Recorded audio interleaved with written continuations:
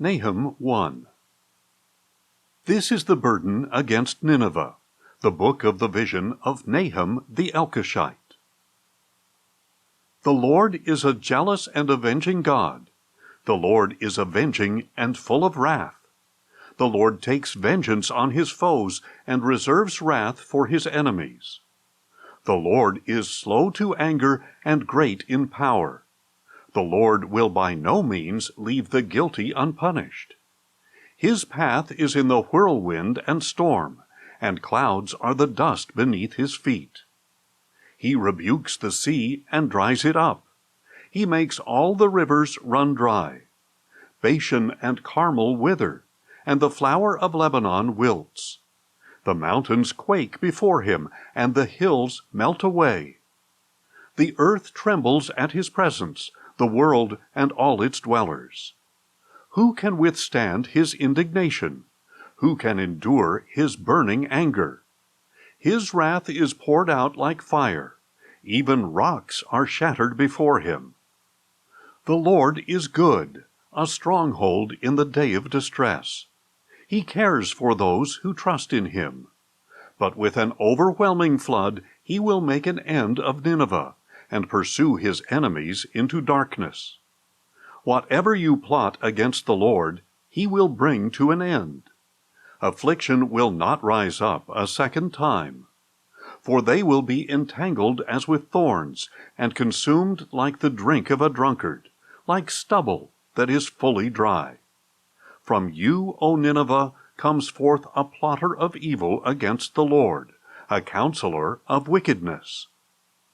This is what the Lord says: though they are allied and numerous, yet they will be cut down and pass away. Though I have afflicted you, O Judah, I will afflict you no longer.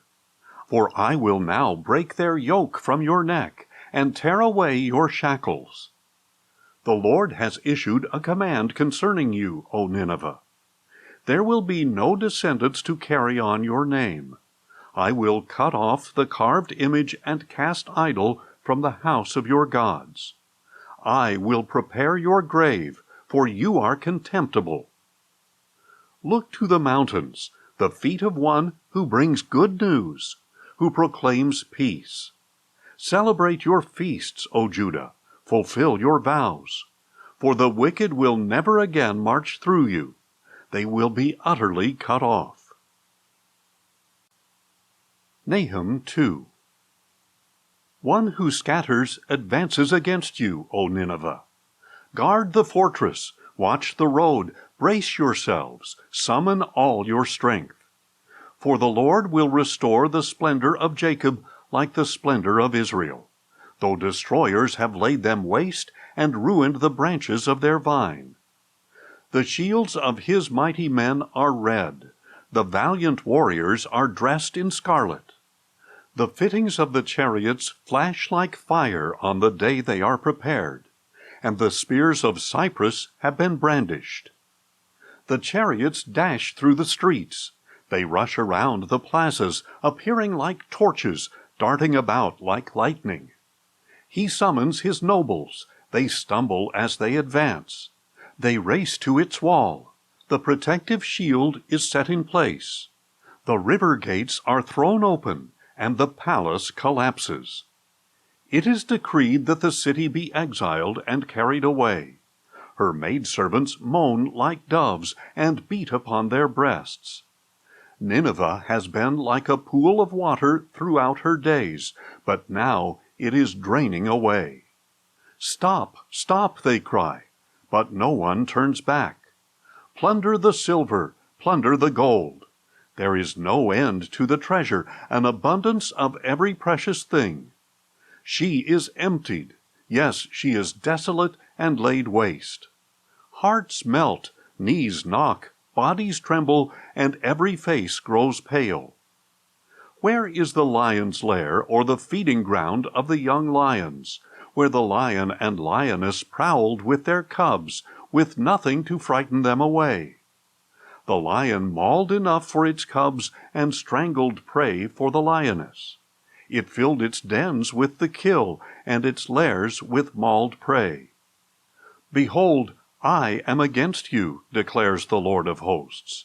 I will send your chariots up in smoke, and the sword will devour your young lions. I will cut off your prey from the earth, and the voices of your messengers will no longer be heard. Nahum 3.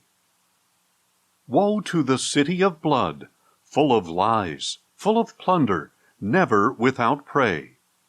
The crack of the whip, the rumble of the wheel, galloping horse and bounding chariot. Charging horsemen, flashing sword, shining spear. Heaps of slain, mounds of corpses, dead bodies without end. They stumble over their dead. Because of the many harlotries of the harlot, the seductive mistress of sorcery, who betrays nations by her prostitution, and clans by her witchcraft. Behold, I am against you, declares the Lord of hosts. I will lift your skirts over your face. I will show your nakedness to the nations, and your shame to the kingdoms. I will pelt you with filth, and treat you with contempt. I will make a spectacle of you. Then all who see you will recoil from you, and say, Nineveh is devastated. Who will grieve for her? Where can I find comforters for you? Are you better than Thebes, stationed by the Nile with water around her, whose rampart was the sea, whose wall was the water? Cush and Egypt were her boundless strength. Put and Libya were her allies. Yet she became an exile. She went into captivity. Her infants were dashed to pieces at the head of every street. They cast lots for her dignitaries, and all her nobles were bound in chains. You too will become drunk.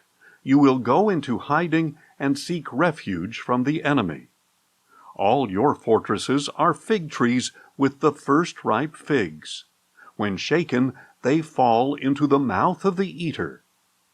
Look at your troops. They are like your women. The gates of your land are wide open to your enemies. Fire consumes their bars. Draw your water for the siege. Strengthen your fortresses. Work the clay and tread the mortar. Repair the brick kiln. There the fire will devour you. The sword will cut you down and consume you like a young locust. Make yourself many like the young locust. Make yourself many like the swarming locust. You have multiplied your merchants more than the stars of the sky. The young locust strips the land and flies away. Your guards are like the swarming locust, and your scribes like clouds of locusts that settle on the walls on a cold day. When the sun rises, they fly away, and no one knows where. O king of Assyria, your shepherds slumber, your officers sleep. Your people are scattered on the mountains with no one to gather them. There is no healing for your injury. Your wound is severe. All who hear the news of you applaud your downfall. For who has not experienced your constant cruelty?